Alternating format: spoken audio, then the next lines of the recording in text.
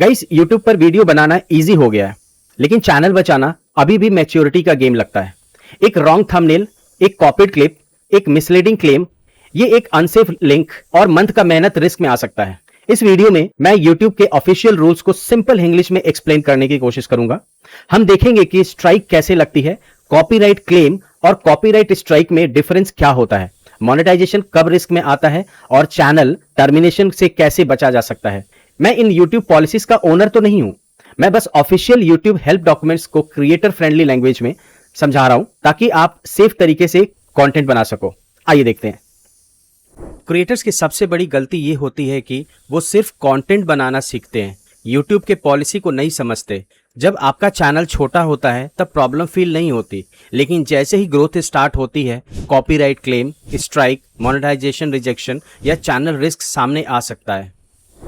आपको क्या लगता है यूट्यूब पर सिर्फ एक ही रूल होता है? Community guidelines, copyright, monetisation, advertiser friendly rules, kids safety और पेड प्रमोशन सारे इंपॉर्टेंट्स है। अगर आप क्रिएटर हो तो इन बेसिक रूल्स को इग्नोर करना सीधा रिस्क लेने के बराबर है। आप एक इंपॉर्टेंट बात समझो, यूट्यूब के रूल्स सिर्फ वीडियो कंटेंट पर अप्लाई नहीं होते। आपका title, thumbnail, description, comments, links और लाइव चैट भी पॉलिसी के अंडर ही आते हैं। इसलिए सिर्फ वीडियो क्लीन रखना इनफ नहीं है, पूरा अपलोड पैकेज क्लीन होना चाहिए। यूट्यूब स्ट्राइक को कभी लाइटली मत लो। अगर 90 डेज के अंडर 3 कम्युनिटी गाइडलाइंस स्ट्राइक्स आ जाते हैं तो चैनल परमानेंटली रिमूव हो सकता है। और सबसे इंपॉर्टेंट बात, वीडियो डिलीट करने से स्ट्राइक ऑटोमेटिकली रिमूव भी नहीं होता। अगर स्ट्राइक आ जाए तो पहले पैनिक मत करो। यूट्यूब स्टूडियो और ईमेल में क्लियरली चेक करो कि इशू किस पॉलिसी से रिलेटेड है। अगर जेन्युइनली लगता है कि मिस्टेक हुई है तो अपील करो, लेकिन बिना समझे वीडियो डिलीट करना स्मार्ट मूव नहीं होता। कॉपीराइट क्लेम और कॉपीराइट स्ट्राइक सेम चीज नहीं होती। Content ID claim usually system match की वजह से आता है, जैसे सॉन्ग, क्लिप या विजुअल मैच हो गया। कॉपीराइट स्ट्राइक ज्यादा सीरियस होता है क्योंकि वो लीगल कॉपीराइट रिमूवल रिक्वेस्ट से रिलेटेड होता है। कॉपीराइट स्ट्राइक में भी रिस्क बहुत ज्यादा होता है, बहुत ही सीरियस होता है। अगर 90 डेज के अंडर 3 कॉपीराइट स्ट्राइक्स आ गए तो चैनल टर्मिनेशन का रिस्क होता है, और चैनल टर्मिनेट होने के बाद न्यू चैनल बनाना भी सेफ शॉर्टकट नहीं होता। फेयर यूज को लेकर क्रिएटर सबसे ज्यादा गलतफहमी में रहते हैं। सिर्फ क्रेडिट देना, डिस्क्लेमर लिखना या आई डोंट ओन दिस बोलना परमिशन नहीं होता। अगर आप किसी और के कंटेंट यूज कर रहे हो तो या तो प्रॉपर राइट्स लो या जेन्युइनली ट्रांसफॉर्मेटिव वैल्यू ऐड करो। यूट्यूब ओरिजिनल और ऑथेंटिक कंटेंट को वैल्यू देता है। Copied clips, mass produced video, low effort AI content और सेम टेम्पलेट्स वाले रिपीटेटिव वीडियोस मोनेटाइजेशन के लिए रिस्की हो सकते हैं। सिंपल रूल है, कंटेंट में आपकी रियल थिंकिंग, एक्सप्लेनेशन या क्रिएटिव वैल्यूज दिखनी चाहिए। स्पैम और स्कैम कंटेंट यूट्यूब के लिए रेड जोन होता है। Fake income promise, get rich fast claim, fake give away, misleading link या पिरामिड स्कीम जैसे चीजें चैनल को रिस्क में डाल सकते हैं। क्लिकेबल कंटेंट बनाओ, लेकिन डिसऑनेस्ट कंटेंट मत बनाओ। फेक एंगेजमेंट से चैनल ग्रो नहीं होता, चैनल रिस्क में जाता है। बॉट्स, फेक सब्सक्राइबर, सब फॉर सब, paid likes, fake watch time, ये सब डेंजरस प्रैक्टिसेस हैं। यूट्यूब को मैनिपुलेट करने की कोशिश शॉर्ट टर्म लग सकती है, बट लॉन्ग टर्म में चैनल डैमेज करता है। थंबनेल और टाइटल स्ट्रांग होना चाहिए, लेकिन मिसलीडिंग नहीं। क्यूरियोसिटी क्रिएट करना अलाउड है, फेक प्रॉमिस करना अलाउड नहीं है। अगर थंबनेल कुछ और बोल रहा है और वीडियो में कुछ और है तो व्यूअर भी ट्रस्ट लूज करेगा और पॉलिसी रिस्क भी बढ़ेगा। डिस्क्रिप्शन और पिन्ड कमेंट के लिंक्स भी सेफली यूज करो। आप किसी हार्मफुल, मिसलीडिंग, स्कैम या इलीगल साइट पर व्यूअर्स को भेज रहे हो तो वो भी इशू बन सकता है। क्रिएटर को सिर्फ वीडियो का नहीं, अपने लिंक्स का भी रेस्पॉन्सिबिलिटी लेना पड़ता है। सर्कमवेंशन पॉलिसी को सिंपल लैंग्वेज में समझो। अगर चैनल टर्मिनेट हो गया तो उस टर्मिनेशन को बाईपास करने के लिए नया चैनल बनाना, किसी और के चैनल यूज करना या प्रोमिनेंटली अपीयर होना रिस्की हो सकता है। इसलिए पहले चैनल बचाओ, बाद में अपील का राइट वे फॉलो करो।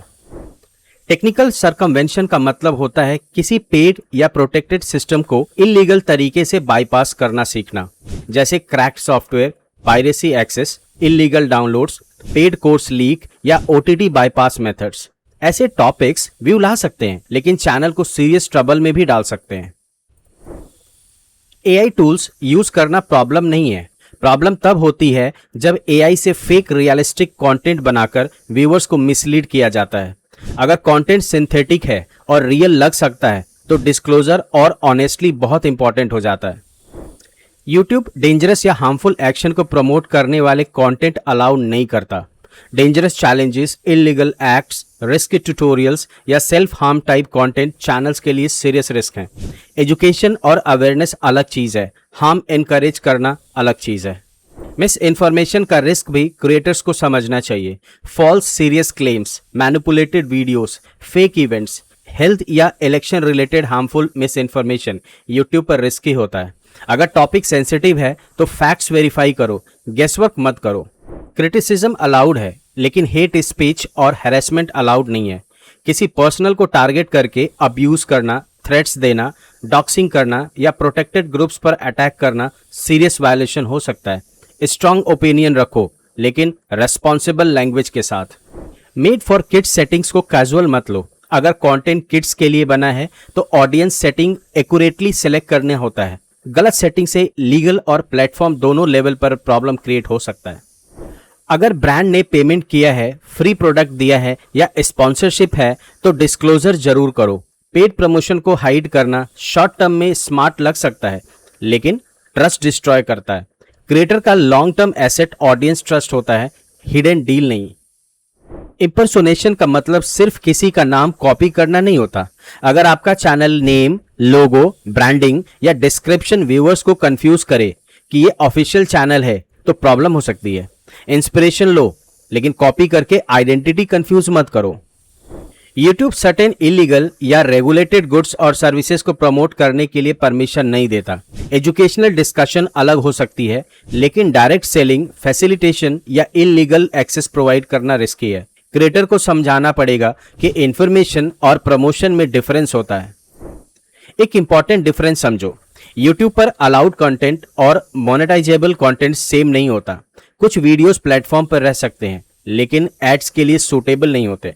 एडवर्टाइजर फ्रेंडली गाइडलाइंस डिसाइड करती है कि video full ads, limited ads या नो एड्स कैटेगरी में जाएगा कि नहीं जाएगा। YouTube पार्टनर प्रोग्राम में थ्रेशोल्ड्स कंप्लीट करना अप्रूवल की गारंटी नहीं होता। चैनल रिव्यू होता है, कंटेंट क्वालिटी चेक होती है और मोनेटाइजेशन पॉलिसीज फॉलो करनी पड़ती है।